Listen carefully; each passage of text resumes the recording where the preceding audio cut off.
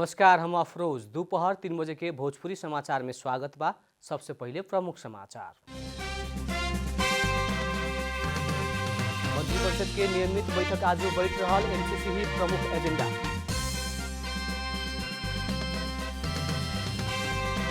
प्रधानमंत्री देउवा आ माओवादी केंद्र के अध्यक्ष दाहाल बीच भेंटवार्ता। आज सांझ के बैठे वाला सत्ता गठबंधन के बैठक में एमसीसी बारे निर्णायक छलफल होगी।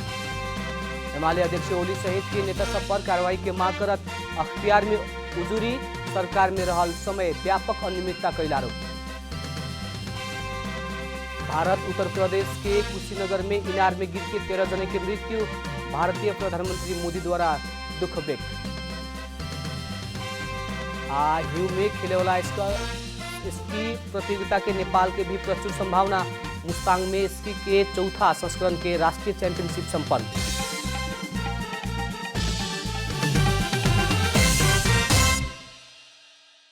अब पूरा समाचार।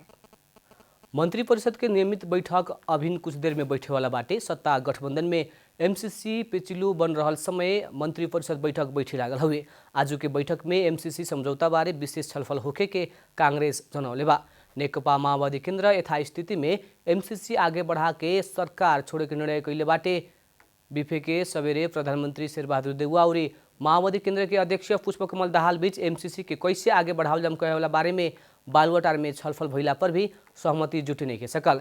ये बीच सूचना तथा संचार मंत्री समेत रहल ज्ञानेन्द्र बहादुर कार्की और माओवादी के कुछ नेता बीच भइल छलफल में माओवादी नेता सब सहमति बिना एमसीसी आगे ना बढ़ाव के कैल आग्रह में कार्की सुख के बैठक में एमसीसी टेबल करके ही छोड़े के आडान रखले बानी। कार्की संघ के भेंट में माओवादी नेता सब एमसीसी प्रति नेपाली नागरिक के धारणा नकारात्मक बनते गईला बाद अमेरिका समेत कुछ ब्याक भइल माओवादी नेता सबके बुझाई बा। प्रधानमंत्री एवं नेपाली कांग्रेस के सभापति शेरबहादुर देउवा और नेकपा माओवादी केंद्र के अध्यक्ष पुष्पकमल दाहाल बीच आज सवेरे छलफल भइल बा। देउवा और दाहाल बीच आज सवेरे बालुवाटार में भेंटवार्ता भइल रहे। छलफल के बाद सत्ता गठबंधन के शीर्ष नेता सबके बैठक आज साँझ में 5 बजे बैठे के तय कैल गई बा। इससे पहले देउवा और दाहाल बीच बुध के भइल छलफल के बाद आज दोपहर 3 बजे के खातिर गठबंधन के बैठक तय कैल गई रहे। बुध के प्रतिनिधि सभा बैठक में ही अमेरिकी सहयोग परियोजना एमसीसी टेबल करके चर्चा रहे, लेकिन माओवादी केंद्र एमसीसी में जबरदस्ती कैला पर सरकार छोड़े के निर्णय कैले बाद देउवा 5 दलीय गठबंधन के शीर्ष नेता सबके बैठक बुलावे खातिर तैयार भइल रहने। आज के बैठक में एमसीसी के विषय में निर्णायक छलफल होके के बतावल गई बा। प्रधानमंत्री एवं नेपाली कांग्रेस के सभापति शेरबहादुर देउवा एमसीसी परियोजना के पारित कराव खातिर लाग रहल बतौले बानी। विवेके नेपाली कांग्रेस के नेता अर्जुन नरसिंह केसी द्वारा लिखित पुस्तक नेपाली कांग्रेस के संक्षिप्त इतिहास के लोकार्पण करत देउवा एमसीसी पारित कराव खातिर लागल बताउने।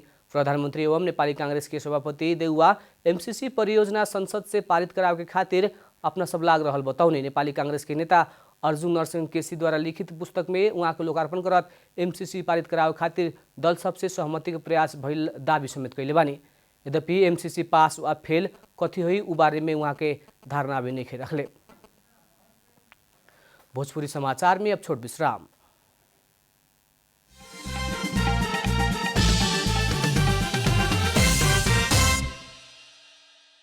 भोजपुरी समाचार में अब थप समाचार।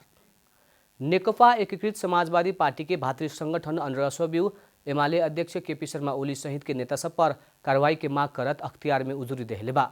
बीपे के अख्तियार के केंद्रीय कार्यालय टंगाल पुग के अन्रसव्यू के सरकार में रहल केपी शर्मा ओली सहित तत्कालीन मंत्री सब भ्रष्टाचार में शामिल रहल दावी करत निष्पक्ष छानबीन के मांग कैलक हुए। अन्रसव्यू के तरफ से बागमती प्रदेश संयोजक दीपक बुढ़ाथोकी के हस्ताक्षर सहित उजुरी में झापा स्थित गिरिबंद टी एस्टेट के नाम में रहल हदबंदी से ज़्यादा के मांग जगह राष्ट्रीयकरण करे परे में तत्कालीन प्रधानमंत्री केपी शर्मा ओली अरबों रुपया बराबर जगह साटासाट करेल हिसाब से ऐन संशोधन कराव के सहयोग कैल नीतिगत भ्रष्टाचार कैल उल्लेख कैले बाटे। उ प्रकरण में तत्कालीन भूमि व्यवस्था सहकारी तथा गरीबी निवारण मंत्री पद्मा अर्याल लगायत के भी कार्रवाई के मांग कैल गई बा। ऐसे स्वास्थ्य सामग्री खरीद प्रक्रिया में तत्कालीन रक्षा मंत्री ईश्वर पोखरेल, स्वास्थ्य मंत्री भानुभक्त ढकाल भी ओमनी संघ के अनियमितता प्रकरण में रहल उ सबके छानबीन करके भ्रष्टाचार में कार्रवाई करे खातिर मांग कैले बा। ऐसे विजिट नेपाल 2020 के नाम में राज्य कोष के करोड़ों रकम हिनामिना भइल भक्कहत तत्कालीन पर्यटन मंत्री योगेश भट्टराई पर भी छानबीन के मांग कइल गइल बा। अब आर्थिक समाचार।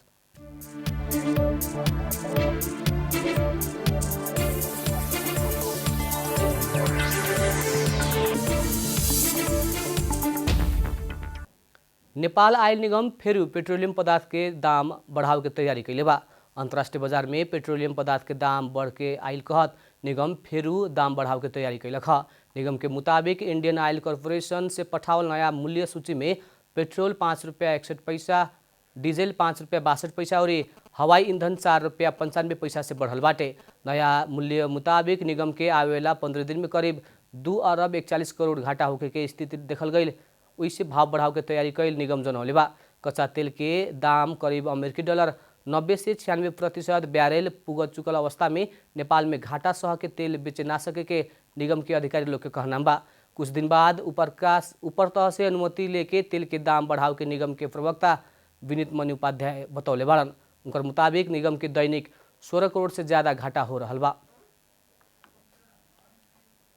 भोजपुरी समाचार में अब छोट विश्राम।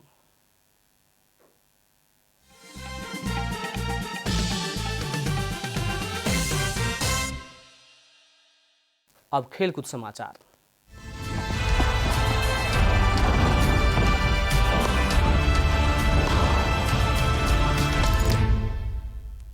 हिउ में खेले वाला स्की प्रतियोगिता नेपाल में भी होखी से नेपाल के नौलो ना हो सकता, काहे कि स्की खातिर आवश्यक पड़े वाला स्थल सहजे भेटावे खातिर नेपाल के भूगोल में कठिन बाटे। मुस्ताङ स्की के चौथा संस्करण के राष्ट्रीय चैंपियनशिप संपन्न भइल समय नेपाल में भी स्की संभावना बाटे कह के सिद्ध भइल बा। इसकी खेल विशेष करके यूरोप में बहुते लोकप्रिय बाटे। साहसिक खेल के रूप में देखा वाला खेल नेपाल में भी संभव बाटे। उदाहरण मुस्ताङ में संपन्न भइल प्रतियोगिता से प्रष्ट भइल बा।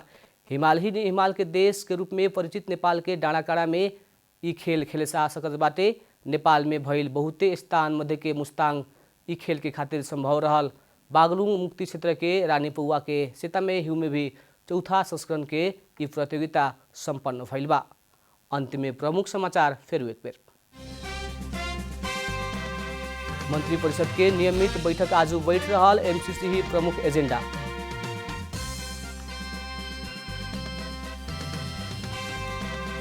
प्रधानमंत्री देउवा आ माओवादी केंद्र के अध्यक्ष दाहाल बीच भेंटवार्ता। आज साँझ के बैठे वाला सत्ता गठबंधन के बैठक में एमसीसी बारे निर्णायक छलफल होगी। एमाले अध्यक्ष ओली सहित के नेता सब पर कार्रवाई के मांग करत अख्तियार में उजुरे सरकार में रहल समय व्यापक अनियमितता कैल आरोप। भारत उत्तर प्रदेश के कुशीनगर के इनार में गिर के 13 जन की मृत्यु। भारतीय प्रधानमंत्री मोदी द्वारा दुख व्यक्त। हिउ में खेले वाला स्की प्रतियोगिता के नेपाल में भी प्रचुर संभावना। मुस्ताङ में चौथा संस्करण के राष्ट्रीय चैंपियनशिप संपन्न।